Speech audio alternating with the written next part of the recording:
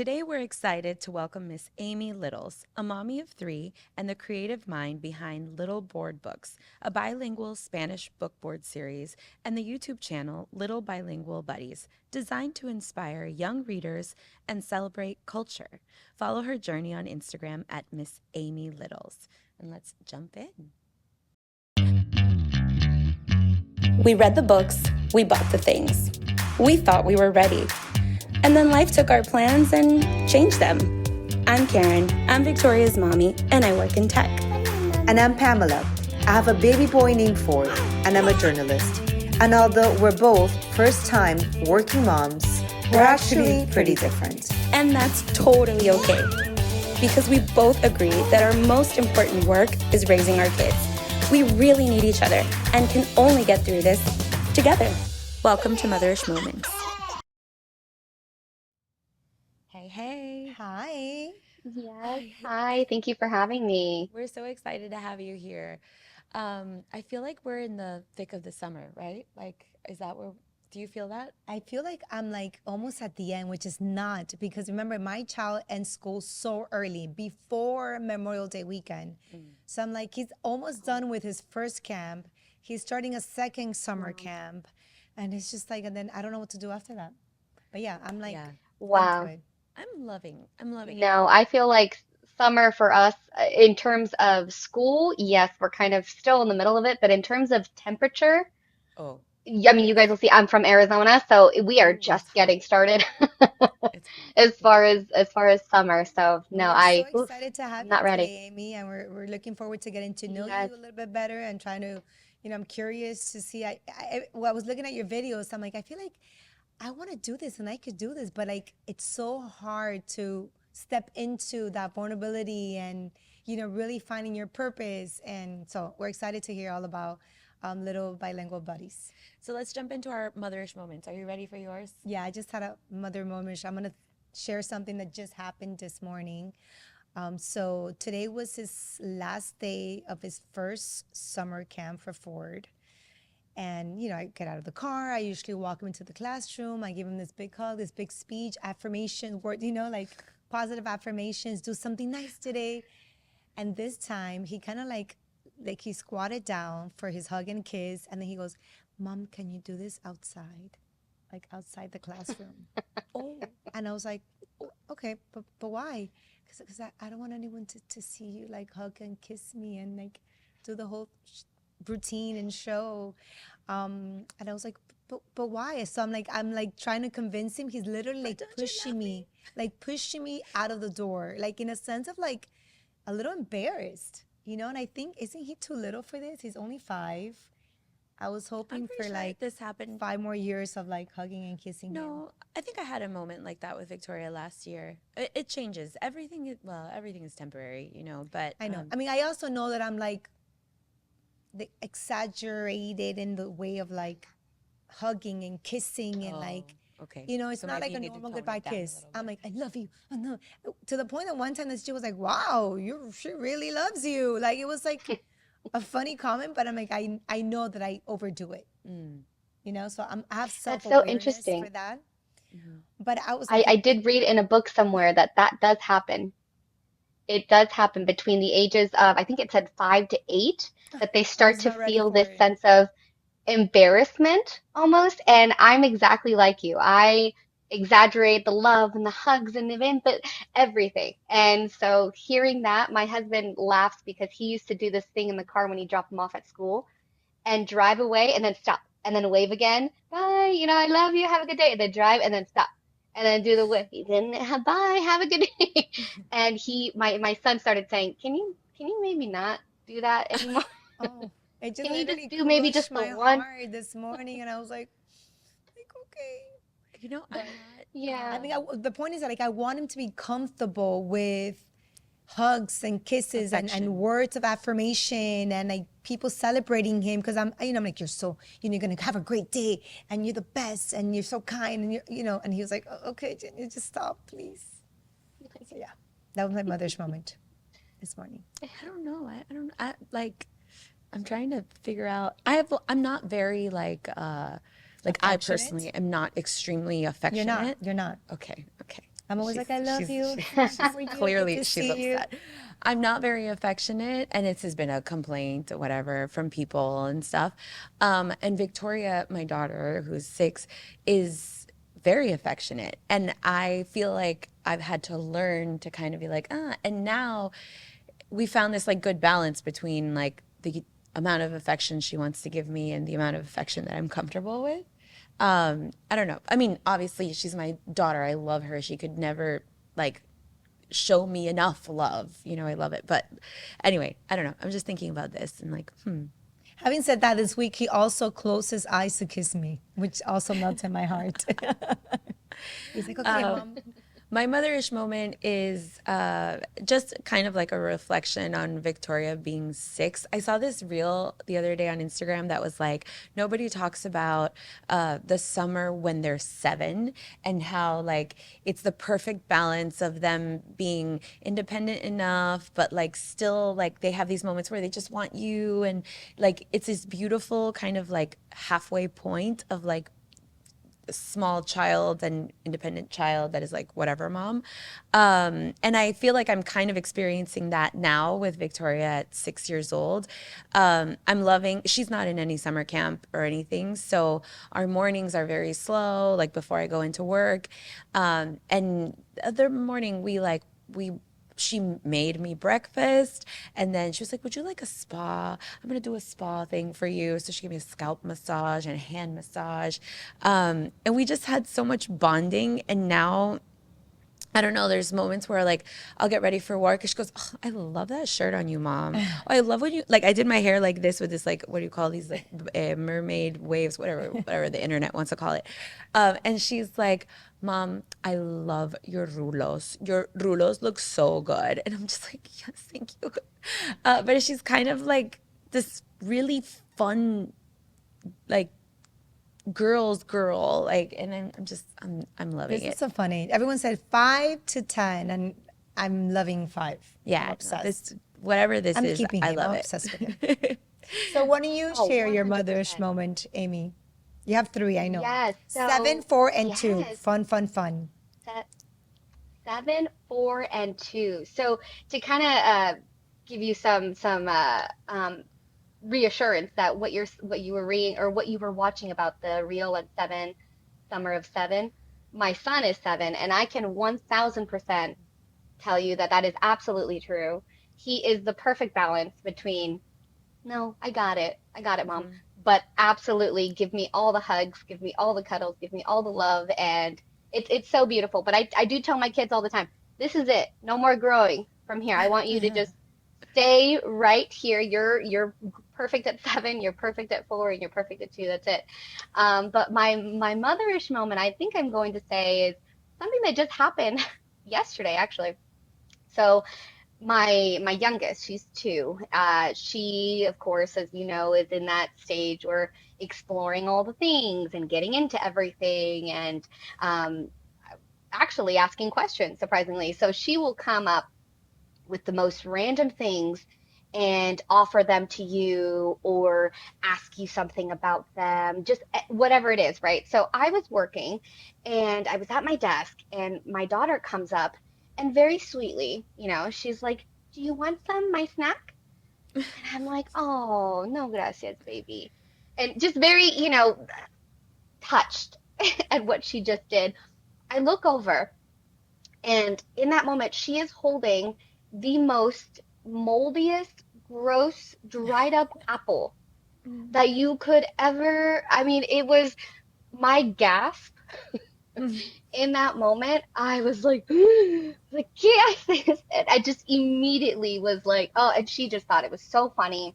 So we have this little I tiny thought you were going trash to say it can was poop or that is, something. I was like, oh my but gosh, no, don't no, know it that was though. a cricket one time. So it's just the things that she does. But she got into our little trash can and just pulled something out and saw, I guess, the remnants of an apple and thinking that it was okay. So of course we got into guacala at that point, and it was like, I hey, haven't no, heard no, that this word is in no so guacala. By the long. way, I thought it was Peruvian, but I guess it's I don't not. think so. Wakala. You, you know what? I grew up hearing it, so I was like, no, no, no, no, mija, this is guacala. Yucky. No, no. So it was. It was an experience, and she just thought it was hilarious. She was just laughing and giggling, and so that would be, I think, my moments for this week at least. She's so graceful, isn't I know, she? that's so She's cute. there's some people like I'm Oh, gonna make this quick reflection. As a woman, there are women that you see that you're like, man, you're so, like I obviously I don't really know you, but like some people that are just like born to be moms, where you just exude this like glowy, like beautiful mom vibe. I'm Like not one Disney of those. princess, like, hello. Yeah. Yeah, like well, like your friend the Oh, Caprilina Cynthia. Cynthia Yes. also, it's just these women that are like just beautifully graceful in that space of talking about their children. And you're one of those. You're giving me all of that right now, and I love it. I don't aspire. I'm very realistic with myself. I'm like, I know what I am and what I'm not, but like I love to see it, and I'm like loving it. So before well, I becoming yeah. Miss Aimee Oh, sorry, Littles go. on Instagram, sorry that we have a little delay. So before becoming Miss Aimee Littles on Instagram, tell us a little bit about your journey. How did that become, turn from a passion into a career pretty much and a business? Absolutely. So I actually started creating content like this during a really difficult time for my family. My husband had been dealing with a diagnosis that he had received and was unable to work at the time. Meanwhile, I'm working full time in corporate America. And so, with this and then a move, we actually moved further away from my job at the time. um, I was gone for much more than I had wanted to be gone as far as day to day. And it Is wasn't this until one before of our kids, late nights. doing one of the kids, or where? Oh, this is actually during my parenting. It wasn't until I had children that I really felt that need to give them what I didn't have, right? Mm. Because I came from immigrants. So I came from a time that being Mexican or speaking Spanish, it wasn't always celebrated. It wasn't always something that, you're going to school and you're talking Spanish. I grew up in a very white dominated, very rich neighborhood, and I felt very out of place. So there was a lot of moments in my life growing up that I felt very almost ashamed, Mm. because it was like, oh, I don't have the same background that my friends do. How can I make my parents proud of me in a world that doesn't see me as something to uplift? So there was a lot of mixture. Obviously, I felt a lot of love for my parents for what they did, for what they brought us into. But I also felt very sorry for them. I felt Mm. very almost guilty in a sense of like, wow, like you did all of this, you brought us here, and now you're living this life of shame. You're living this life of very quiet, very just closed off. So fast forward to now when I'm a parent, I wanted to change that narrative, right, for my own kids. I wanted to, no, no, no, absolutely not. Don't feel ashamed. Don't feel quiet. Don't feel. Be proud. Be loud. Be exuberant about where you come from and what your sense of identity is. So teaching Spanish to my kids was something that I wanted to do from the very beginning, that I did implement from very early on. And my husband knew that, right? So, kind of going through that difficult time in our family's, period, my husband was like, hey, have you thought? I mean, why don't we do like a bilingual Spanish channel and, bring that love of culture and identity and calm rootness to other families? I mean, at the time I was like, oh, I don't know. I mean, will it be received well? I think it was kind of like that younger me in Mm-hmm. there, just kind of being like, oh, is it something that will be received well, that will be, but what has started as something as small as making videos for, my kids, and has grown into something so much more. And I'm getting messages from families saying, I didn't grow up speaking Spanish, but now I'm learning with my toddler. Or I'm getting messages that say, this makes me feel proud again. Thank you so much for what you're doing. So I think that having done this has really opened up an opportunity to, especially right now with all the chaos and all the Mm. misrepresentation out there for the Latino community, this is something that can bring that beauty and that calmness and that love back to this culture and this heritage. I'm curious, did you ever have that conversation with your parents, with your mom and your dad about how you felt growing up and how you were able to, I don't want to say break that generational, I guess, trauma, but like you said, like rewrite the narrative for your children? Absolutely. So I did. I've had a few moments with my parents. I think as I was getting older, just kind of being more honest with them about what it felt like to be uh, in that household and kind of experiencing. I tell them all the time, you gave us the best life you could. I mean, you brought us here. It was a safe neighborhood. It was a lovely neighborhood. I had a very, very lovely childhood. But when it came to moments of identity and How self-worth did you guys and end up just in that neighborhood? I'm just curious. so I did ask my parents that too, and apparently it was my mother's idea. So right now, do you mean neighborhood as far as where I grew up or Yeah, Arizona both. Like, I'm essentially as just a curious, like where your parents were born, how did they come here? Like, I'm always interested to see yes. because I think that tells a lot about a person, about their own journey. 100%. So my parents, they grew up in Tepic Nayarit, and I've asked them so many times. I'm like, how and why? And so it started off with my father. He wanted to, as everybody else, give us a better life, give us better opportunity. So he actually came over here first. And my mother was with my oldest brother back in Tepic. So they were left there. He came here.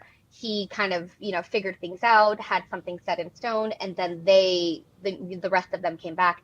They actually went to California first.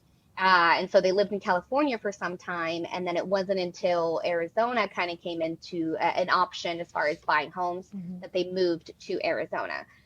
So I know nothing else than Arizona, but I do ask them quite often, what made you want to come here? And they had the same answer that a lot of immigrants have is just more opportunity, more freedom, more safety. I think that they kind of alluded to the fact that there was a lot of danger in where they were growing up and in the neighborhood that they were around. So there was a lot of talk of just safety and a better opportunity. It's crazy because everything you're describing is so relevant to so many people who have had that same path, right? Being like daughter of immigrants, there's this unspoken kind of responsibility and I don't know if it's guilt, but like this what you described earlier, right? This desire to make your family proud.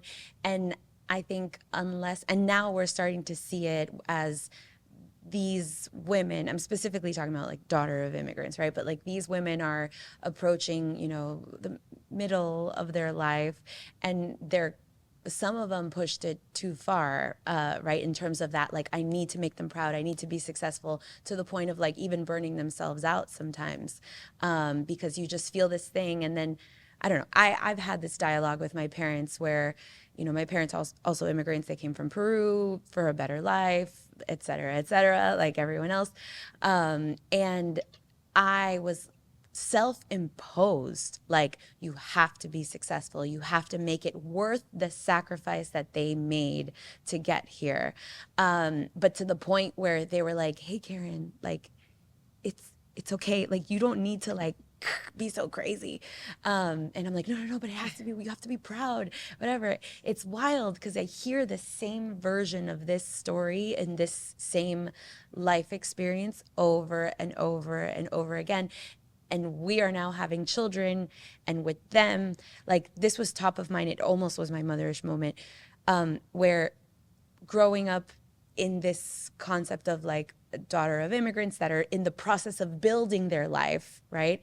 When you're that first generation, there's no notion of valuing rest or inactivity. You always have to be doing something, being productive. And that is exactly how they built the success that they have.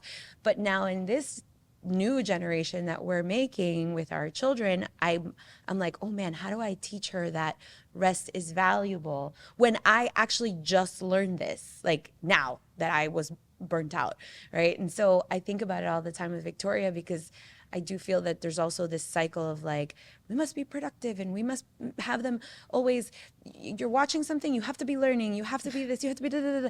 And it's like, actually, no, like, let's value downtime, and that's important too for them. So I don't know, it's so layered, the whole experience of being a child of immigrants, and then the things that come after and new cycles that are created. Well, you touched on two things where I think daughter of immigrants or child of immigrants, you're in this in between place, in this beautiful in between place where some of us didn't grow up speaking Spanish or being fluent, and yet they still feel this like deep cultural pride within to kind of instill that into their own kids. So that's, I mean, I do get a lot of parents that are like, hey, I'm also, first generation. I don't know Spanish, but my kids are learning Spanish through you. And so there's kind of that it's definitely relatable to a lot of people in that sense. But you also mentioned teaching our kids to rest and to really be present. And that's one of the reasons behind my channel being filmed outdoors. Mm. So I mean, I have said it over and over to my kids, we don't need to be fast. We don't need to have fast paced things. We don't need, let's go for a walk. Let's go on a hike. Let's go. And this is something that has stemmed from my own, childhood. I used to always just want to walk places, oddly enough. My husband thinks it's so weird. When I was in my early 20s, I had my little apartment, but I would always make sure that there was a grocery store in a walking Mm. distance because it was like, no, like I want to take a walk and go to the grocery store, and get some of my things. And and also traveling. I did a lot of solo traveling in the world, but I never rented a car or anything of that sort. I always just wanted to be on foot and walking and taking in just everything Yeah. around me. And so now that's kind of reflecting into my channel, right? Because it's like, what do I want my children to see, and what would have I loved to see when I was younger? And so a lot of my content you'll see very slow paced, very no high animation behind me, nothing of that sort. I'm either sitting crisscross applesauce, with a toy in hand, talking to your child one on one, or I'm outside and I'm saying, "Escuchas eso?" and we're listening to the birds and we're listening to the I love it. airplanes This that. It's one is like, mindfulness. yeah, I was like, estamos en el bosque. I was like, oh, Mhm, mhm. yes. So So there's it's there's interesting. so many things that, yeah. What are some of the things that you consider when you're creating this type of content, aside, of course, from just being outdoors and being mindful? I consider a lot of the actual things that I go through with my own kids. That's kind of what I pull from naturally is, okay, I'm here. What would if my daughter was right here, if my son was right here, what would I be saying to them?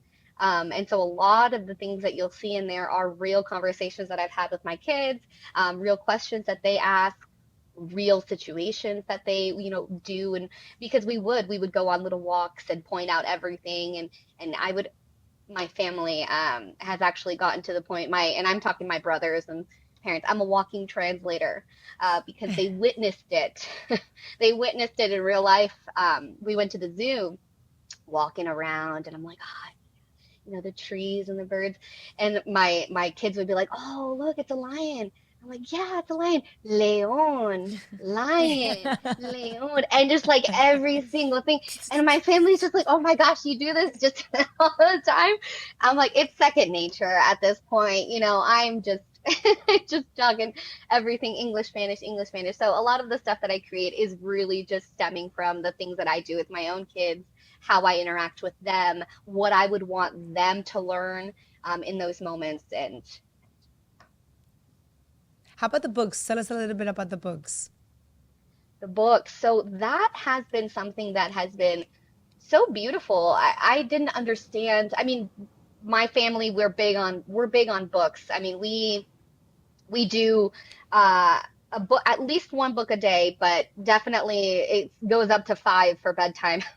But so we're big on books, and when the idea came to create my own book, I was thinking, how difficult can this be? And there's a lot of great resources out there that make it possible for people who don't have, the resources to be able to put a book out there. There's a lot of Mhm. kind of print on demand sort of deals that I wasn't aware of. So there's a lot of options for those people that are trying to kind of build something beautiful and put it out there. So that's kind of what we did. We started making books that kind of mimicked what I do in the channel, right? So the books are uh, very slow paced in the sense of ¿Dónde está el conejo? ¿Dónde está el oso? You know, things of that sort to where a child can interact and answer the questions that they see. Now, we do have a book that I just wrote called Corazón de Melón, and that one kind of has a deeper sense to it. I created it. It's more of like a love letter, right? It's a love letter to how we say you are loved in over 30 plus cultures. I wanted to, I mean, just like everyone else, seeing if we have eyes, we know what's going on, right? So we want to, there are things that we can do that can help in certain ways. And that was writing this book was my way, right? So I made a book, I wrote a book, and it's 30 plus cultures in it of just names and cariños that they would say to their own children That's so across the world cute. to kind of just signify, hey, we are all here, we are all the same, we all love our kids, and all kids matter. And a percentage of the proceeds of that book actually go towards UNICEF. In support of babies everywhere, all around the country. Doesn't matter where you're from, what language you speak, and yeah. So I mean that book kind of holds a deeper place in my heart Yeah. right now, just because I know with everything that's going on right now, it's something that I wanted to put out there to not only show others that, hey, we are all in this, we are all together, but also my own kids. Mm. And I wanted to have something in hand that I could read to them and say, hey, because I call them corazón de melón, right? But you know, another person in another country might not say that, but they have their own little name It's of so love funny for because my them. mom said that phrase, that exact phrase to my daughter this week. And Victoria looked at her like, what? I'm not a watermelon. And then she like went on the floor and like put herself into a circle, like, mira, soy un melón. Like, and I was like, Yep, what's yep. happening? But It's I so mean, cute. I You're like, okay. that book totally, You're in. yeah, Where can we I'm find that in. book? So you can actually find that book on my website. I do have a link at the very top where you can pre-order a copy, the signed copy, and I also have the link in all of my socials. Great. Just really quickly, for parents or moms especially who find it very hard to not repeat patterns, right, that their parents did, or what worked for you? Like, what did you tell yourself, or how did you work on yourself so that you were like, you know what, I'm gonna do certain things differently for my mom? That's a great question. I've had conversations with my parents as an adult and saying, you know, thanking them for all that they've done, of course, but also saying, Mom, Dad, you know, I mean this in the most respectful manner, but you guys have all also showed me what not to do, right? Yeah. I'm learning from you guys. I'm learning from the path that you guys have taken, and it's been very powerful for me, I think, in terms of grasping that, accepting that, and then kind of what I want to say, kind of regurgitating it, right? For in my own way, right? So I take the values and I take the love and I take what I felt from them and just kind of take off the anything that maybe is not, I guess, seen as Like, give us an example. healthy or gentle Yeah. parenting, right? An example would be, so my dad is, it's funny, they talk about, my brothers, they talk about life before me, right? So there's before Aimee and then there's after Aimee. And they joke that before Aimee, I'm third in line. So I have two older brothers and then I have one younger. And they would say that before Aimee, dad was like as machismo as they get. It was like this is da da da da da da, da left to right. I mean, there was no no changing that, right? But then they joke that I was born and I was the first girl and I was the niña pequeña mi princesa que so it turned So this broken. switch in my dad. Yeah, and so it made it to where it was like whoa, this is, I might have done that with, your brothers, but I'm absolutely not doing that with you. So there's a lot of things like that, that I see. And granted, there's also a lot of things. So my parents, they got together at a young age, they divorced. So there's a lot of mistakes that they still made that I'm like, hey, again, love you, appreciate you, but I'm learning from you Yeah. in those ways to kind of take different paths or take what I lived and what I've learned and make something beautiful out of it. What have your children taught you? My children have taught me patience, okay? And I don't mean just patience in just, hearing them try to tell me a story of their dream or this. I'm talking patience in every aspect of my life, and that goes from morning to sunset.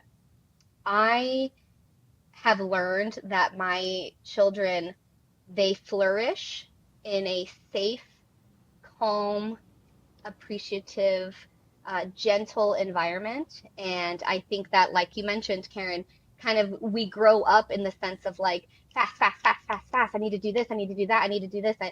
And so appreciating what my kids need in the sense of just calm, peace. Sure, let's read book number 5. That's fine. Oh, okay. You don't want this book anymore? We're Is it halfway through the book and you don't this want morning? it? I really didn't want to be late to the recording, so I was like, timing, dropping off Ford at camp. Then I had to go to the studio to get my makeup done. I really quick. And then, anyways, but at some point, I tell Ford, listen, do you mind? Like, can we have breakfast in the car? Like, I'll throw some strawberries. He's like, no, I want to sit down on the table.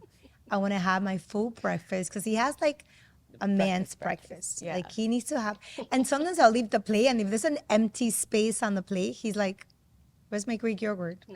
Where's my, he, like, there's no, like, which I appreciate. You know what? Then I told myself, it's okay if I'm like a few minutes late. It's okay. I'm going to honor his desire to want to have a slow morning and have his full breakfast. And I see that it actually affects him when he doesn't have his breakfast, the way that he wants to have it. So Me too. I've learned from him also Absolutely. to take it slow and to honor his desires, to want to take his time, to want to have a full breakfast, to want to have, like you said, read another book or tell me about his dreams. Or so that's a great lesson I think that we get from our children all the time. Yeah. I mean, also sometimes we No, we're no. not Then in I the was right like, mindset. no. After and he we're finished like, his breakfast, I was like, come on. I was like, oh, I was so proud of myself. And then I was like, ponte los zapatos. okay, ahora. And thank I'm you. like, I was okay, missing the okay. come on, guys. Hey, yep. Like, And hey, we but we it's, all have, and even I'm I still have that working too. on So that. I go from like literally being like a Disney princess. Oh, tienes razón, hijo. Vamos a desayunar. To in a To different like, Disney character. put on your shoes. Like, he's like, Maleficent. no, but you know what I realized? That he's a reflection of me. So if I'm like, okay, let's have, thank you, mom. The second I was like, put on your shoes. He was like, okay, you're fine. Like, then I was like, And I'm so careful with the way that I explode because right away he becomes a version of me, which I don't like, right? yeah. So I'm being more cautious of that. absolutely. Absolutely. I see that in my own daughter too. There's so many moments where I'm like, man, I'm 31 now and I'm like, okay, so I've worked 31 years to to be how I am. I cannot be surprised that my 4-year-old is me at 4 years old. Before all the patience, before all the she is just, I mean, she is me to a T, as a toddler. And oh man, so I completely understand. She will test me. She will test me in ways where that patience, I mean, it either works or it doesn't. Really And quick I've had before moments where we I'm like, before okay, we end, Amy, what advice do you have for those moms or dads or anyone who's considering starting a project, right? And putting themselves out there? Because I feel like we talked about this before. We're like, oh, this is so silly. I feel silly doing this. Like, who's gonna watch this? Is this good? Like there's so many fears and obstacles that we place for ourselves that sometimes like stop us from actually creating something that's worth it. Absolutely, absolutely. I think if another mom or creator came up to me and asked, what some advice, I would say you don't have to be loud. You don't have to be perfect. If you have something to say, something rooted in love, that's enough. Just start small, start scrappy, start tired, just start. And the families who need you will find you. Mm, And they'll be so grateful that you showed up. I So love well said. that. Yeah. I'm telling you, I she's love graceful. this. She's super graceful. You Like, guys are I, so sweet. for real though. She's Like, really not that sweet often, so no, I'm she's not. like, Actually, I'm really, she always like, ay, tú eres antipática. Yo soy antipática. But she's no, not. but listen, I can recognize, and Yeah, when I recognize that she's like really sweet and graceful, like genuinely, because some people they want to be, but like they're I not. know. That's why I don't even try. But we loved having you Yeah. Thank today. you so Amy, much. thank you so much. I'm glad Yeah. it worked out, and I hope more people, get to know your content, get to know you, and we're here for you. So thank you. Yes. Thank you so much. It was so Thank nice you meeting guys you. so much. It was a pleasure, truly, and you guys have made my day. So I Oh, really, truly appreciate it. I love that. all Thank right. you, Amy. Take care.